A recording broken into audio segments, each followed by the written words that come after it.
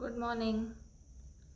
We're on the sixth chapter, the last chapter of the book, Indian Society. And in the last video, we had covered what is community identity, why is it important, why do people get violent when the question of their community comes in. So we'll be continuing with the same chapter, chapter 6, the explanation of the same chapter. So today's topic, you'll have to guess. Now in this picture, what can you see? You can see picture of different people of different color, different religion, so belonging to different regions. So can you guess the next topic? When language, different language comes into the scene, different region come into the scene, different color, different race, different religion, then what topic will come into the mind? Okay, I'm sure some of you must have guessed it. So the next topic for of the chapter is of chapter 6 Indian Society book. It is regionalism. Look here in the map.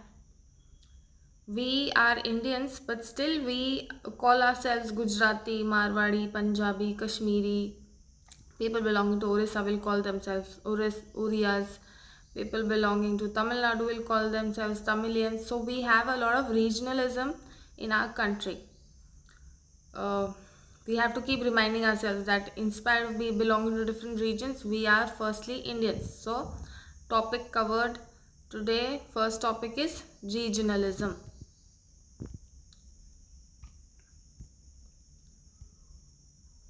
Definition of regionalism. Definition, can you guess what will be the definition of regionalism? If you have to define regionalism, what is regionalism? So what will you say? When you have love for your region, when you feel a sense of belonging for your region, that is regionalism. So here, if you have to write down what is regionalism, you will write down like this. Regionalism is a feeling of loyalty or a sense of pride to a particular part of a country and a wish for it to be politically independent. So when people have this feeling of regionalism, that means they are very loyal to their region. They take a sense of pride in their region. That is regionalism. So regionalism is a feeling of loyalty or sense of pride. These words you should remember. Clear? Then next is regionalism is rooted in India's diversity of culture, language, region, caste, tribe and religions.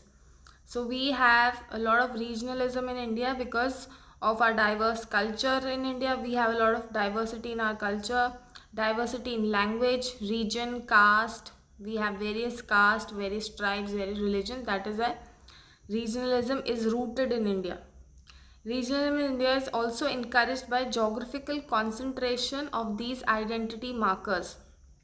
Now in India we have a lot of area, and in every region people of one region speak a different language, they have different culture, they have different religion, they have different caste, and people of another region will have different caste, different culture. So when we move from one place to the other in our country, we will experience different culture, different lifestyle. So that encourages regionalism. This diversity in our caste, culture encourages regionalism. Another thing which encourages regionalism is regional deprivation. Now regional deprivation means like suppose you take the state of Gujarat. Okay, so in Gujarat also we have regions. We have the Kutch region, we have the Kathiawad region, we have the Kathiawad or Saurashtra region, then we have the Ahmedabad side. So in our state of Gujarat only we have a lot of regions, and regions differ because the language gets a little changed from one region to the other, caste change, culture changes, regional deprivation. Some regions in India, they are more advanced, like economically, technologically, they are more advanced compared to other regions. So one region is deprived or falls short of something, and the other region does not fall short of the same thing. So that is why people feel that their region is lagging behind. So that is why also this feeling of loyalty to their region increases in people. Okay, so these two are the things which encourage regionalism in India. Now this regionalism is accommodated by Indian federalism. Now look the line here. Indian federalism has been a means of accommodating these regional sentiments. We in India have a central government, means all the states of India come under the central government. Then we have state governments also. After the state government, we have district block. Then we have panchayat level, and also this type of government is called federalism. So federalism has fairly done its has fairly played its role, and has to a great extent accommodated or looked into the regional sentiments of people and have tried to satisfy them. After independence, we decided to follow the same pattern of the British. Like when we were under the Britishers, we had large provinces and they were called presidencies, large areas. We didn't have states as we have right now. We had large provinces, also called presidencies. That time, language helped in strengthening of India's unity. Language, because region wise people have different language, so language is another important factor which leads to unity of people. The country was divided on the basis of language under the Nehru because of but they were apprehensive about it, because they thought that no factor the governors of India or the ones who were ruling India, they didn't want that Indian unity should be affected adversely or affected in a bad way because of any cultural marker like language, caste and all. So they tried their best to sort out these issues between people on the name of language, religion, caste, on the name of regionalism. They have tried to do that. Now look here. We have these are all the states of India. Earlier we had provinces in India. These are the states of India. We have the newly formed states here. You can see on the eastern side, on the west of near West Bengal in red, which is given in red, we have Jharkhand. Then on the east of Madhya Pradesh in green, we have Chhattisgarh. Then we have Telangana. So these newly formed states, they have been formed as a result of, not as a result that these states are different from they have demanded states their own state on one criteria, but there are many issues why a different state have been formed, a new state have been formed. Language with regional and tribal identity. So language is the main thing. With regional and tribal identity, provided most powerful instrument for the formation of ethno-national identity in India. However, that does not mean all linguistic communities have got a statehood. So language plays a very important role in our society, but not necessary that people speaking the same language or the same dialect can demand for a new state. Okay, it is very important, but it does not ensure that you will get a new state. As we can see, language is not the prominent or the highlighted reason behind the formation of Chhattisgarh. Uttarakhand was formed out of UP. Jharkhand formed out of Bihar. Chhattisgarh formed out of MP. So language was not only the main reason behind the formation of these states, there were others also. A combination of ethnicity based on tribal identity, language, regional deprivation. Regional deprivation, again I had explained you, regional deprivation is when you feel that your region is lagging behind or is not as developed or as forward like the other regions. When you compare your regions with the other regions, you feel that your region is lagging behind. So that is you feel regionally deprived. So that is language deprivation. Ecology provided the basis for intense regionalism resulting in statehood. So these are all combined factors which led to the formation of these new states.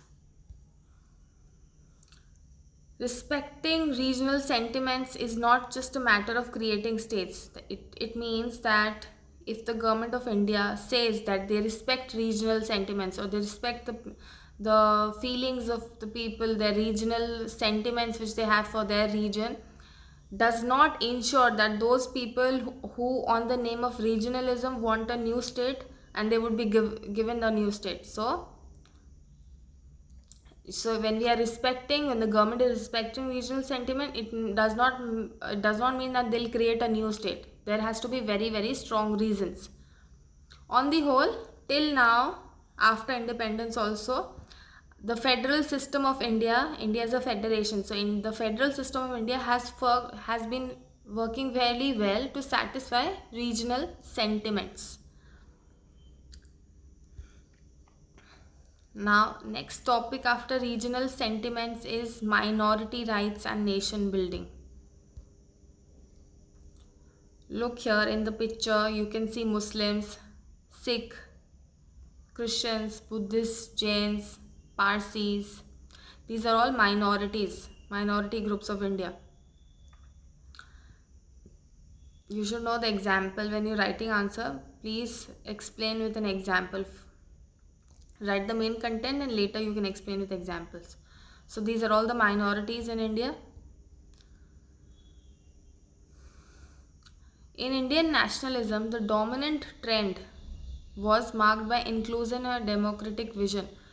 So when we were about to get independent, when our constitution was being formed, we highlighted on two things: inclusive and democratic vision. Inclusive means our constitution or our government recognize the diversity and the plurality present in our society. Recognize means acknowledged or accepted that India is a very diverse country with a lot of variations, lot of diversity in language, culture, region, religion, color, race. Okay, so they sort of including all that. That is inclusive. They recognize this. That means they accept it. They acknowledge it. Democratic vision means it sought to do away with discrimination and exclusion and bring forth equitable society. So this means that the Indian government or the nation of India believes that in the society is supposed to be equal society, and there should not be any discrimination, any exclusion on the name of regionalism or on the name of any diversity which is present in our society. The societies should be and ought to be equal society, equitable society, where everyone enjoys equal chances. To be effective, the ideas of inclusive nationalism had to be built into the constitution.